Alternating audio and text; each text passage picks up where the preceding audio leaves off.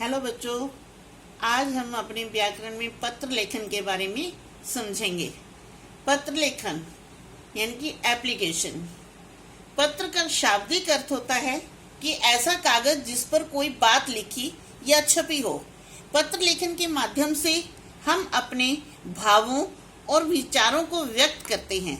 पत्रों के माध्यम से एक व्यक्ति अपनी बातों को लिखकर दूसरों तक पहुंचा सकता है। पत्र लेखन के लिए आवश्यक बातें यानी कि पत्र लेखन के लिए क्या क्या लिखना जरूरी है। पहला, कि जिसके लिए पत्र लिखा जाता है उसके लिए शिष्टाचार पूर्ण शब्दों का प्रयोग करने चाहिए। नंबर 2, पत्र में हृदय के भाव स्पष्ट दिखाई देने चाहिए। पत्र की भाषा आसान और स्पष्ट होनी चाहिए।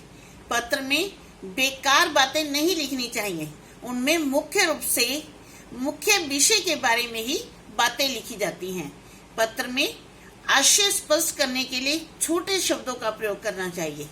पत्र लिखने के बाद उसे दोबारा जरूर पढ़ना चाहिए।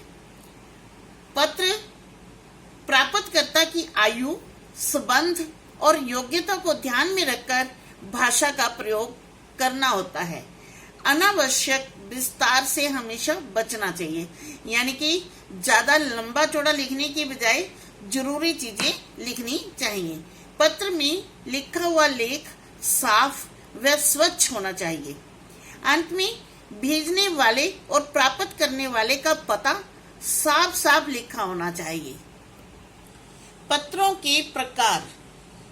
पत्र 4 प्रकार से लिखे जाते हैं। पहले होते हैं निजी पत्र, जिन्हें हम इंग्लिश में पर्सनल पत्र भी कहते हैं, पर्सनल लेटर कहते हैं। दूसरे होते हैं प्रार्थना पत्र, रिक्वेस्ट लेटर। तीसरे होते हैं व्यावसायिक पत्र, बिजनेस लेटर। और चौथे होते हैं सरकारी पत्र, ऑफिशियल लेटर। हम आज अपनी कक्षा में निजी पत्र और प्रार्थना पत्रों के बारे में ही देखेंगे। अब सबसे पहले हम पढ़ते हैं निजी पत्र का प्रारूप, यानी कि निजी पत्र कैसे लिखे जाते हैं। तो व्यक्तिगत पत्र में कृपया ध्यान रखें कि पता और तिथि पत्र के ऊपर बाईं ओर आती है। व्यक्तिगत पत्र का प्रारूप इस प्रकार है। सबसे पहले आप प्रेक्षा भवन। वैसे तो प्रेक्षा भवन की जगह जब हम व्यक्तिगत पत्र लिखते हैं तो प्रेक्षा भवन की जगह अपने गली या वार्ड नंबर लिखा जाता है। उसके बाद क ख ग का मतलब है कि यहाँ आपका शहर का नाम होता है। उसके बाद दिनांक। उसके बाद आप जिसको पत्र लिख रहे हैं, दोस्त को लिख रहे हैं या अपने छोटे भाई को लिख रहे हैं या दादा दादी को या अपने से बड़ों को पत्र लिख रहे हैं, जैसे बुआ को या मौसी को पत्र लिख रहे हैं या अपने बड़े भाई को पत्र लिख रहे हैं, तो उनमें सब में अलग अलग तरीके से ये अपना आदरणीय सूचक लिखना होता है। जैसे आप अपने मित्र को पत्र लिख रहे हैं तो आप लिखोगे प्रिय मित्र, नमस्कार या नमस्ते।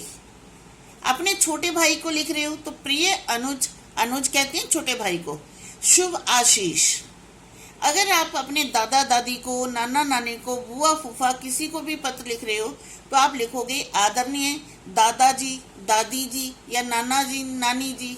तो उनके लिए आपका अभिवादन सूचक होगा सादर प्रणाम। इसके बाद आपको एक संदेश लिखना होता है कि आप किस विषय पर पत्र लिख रहे हैं, क्या लिखना चाहते हैं आप अपने मित्र को या अपने अनुज को या अपने दादा दादी को, किसके बारे में बताना चाहते हैं।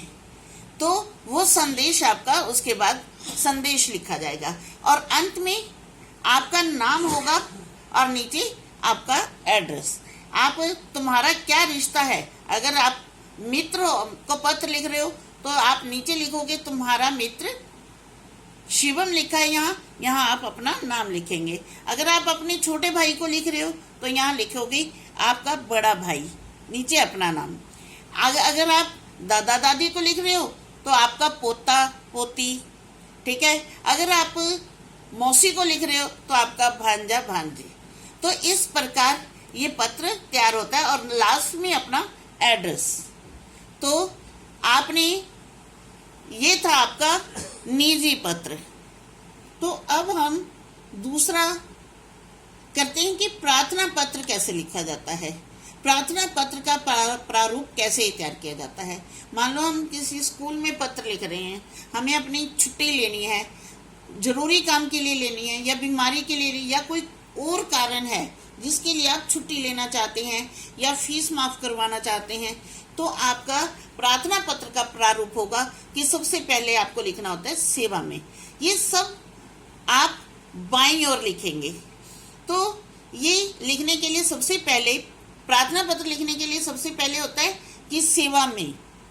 फिर उसके बाद आप लिखोगे श्रीमान प्रधानाचार्य जी। अगर यहाँ प्रधानाचार्य, अगर लेडी प्रिंसिपल हैं तो आप लिख सकते हो श्रीमती प्रधानाचार्य जी। ठीक है। अब हमारे स्कूल में प्रधानाचार्य हैं तो हम लिखेंगे श्रीमान प्रधानाचार्य जी। फिर उसके बाद आपके स्कूल का नाम आएगा BBB DAV senior secondary public school. फिर उसके बाद आपके शहर का नाम आएगा मुनक। ठीक है। उसके बाद इसमें विषय लिखना जरूरी होता है कि आप किस विषय है, आपका लेटर लिखने का क्या मकसद है, क्या उद्देश्य है आपका। तो यहाँ है जैसे बीमारी के कारण 4 दिन के अवकाश हेतु, तो यहाँ मैंने विषय लिख दिया। उसके बाद आप प्रधानाचार्य को क्या कह के संबोधित करते हैं, आदरणीय या मान्यवर या महोदय। ठीक है। ये तीनों में से कोई एक चीज लिखनी होगी, मान्यवर महोदय। ठीक है। तो आप यहाँ मान्यवर महोदय लिख के उसके बाद आगे आपको संदेश लिखना होता है कि आपको छुट्टी, बीमारी की छुट्टी चाहिए। जैसे कि मैं इस कक्षा में पढ़ती हूँ, मैं घर में बीमार हूँ और मुझे डॉक्टर ने 4 दिन आराम करने की सलाह दी है, तो वो चीजें आप यहाँ लिखोगे और अतः मुझे 4 दिन की छुट्टी देकर कृतार्थ करें। उसके बाद आप धन्यवाद लिखोगे और दिनांक। हमेशा जो प्रार्थना पत्र होते हैं उसमें दिनांक नीचे आती है। ठीक है। उसके बाद आपका आज्ञाकारी या आपकी आज्ञाकारिणी। लड़का है वो लिखेगा आपका आज्ञाकारी और लड़की है तो आपकी आज्ञाकारिणी। फिर नाम, कक्षा, अनुक्रमांक और दिनांक। तो बच्चों, गृह कार्य में यानी कि होमवर्क में आप अपने मित्र को अपने शहर में कोविड-19 की स्थिति के बारे में बताते हुए एक पत्र लिखेंगे, जिसमें आप अपने शहर की हर समस्या के भी, इस समस्या से बचने के लिए आपके शहर में क्या किया जा रहा है, क्या कोई आपके ऐसी इस स्थिति का सामना करना पड़ा है आपके शहर को, अगर करना पड़ा है तो उससे कैसे बचाव किया आपके शहर में।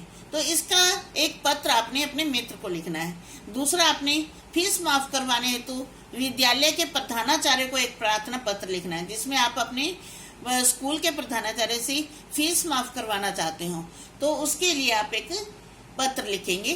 तो आपने ये 2 अपने लिखने हैं। तो ओके बेटा, धन्यवाद।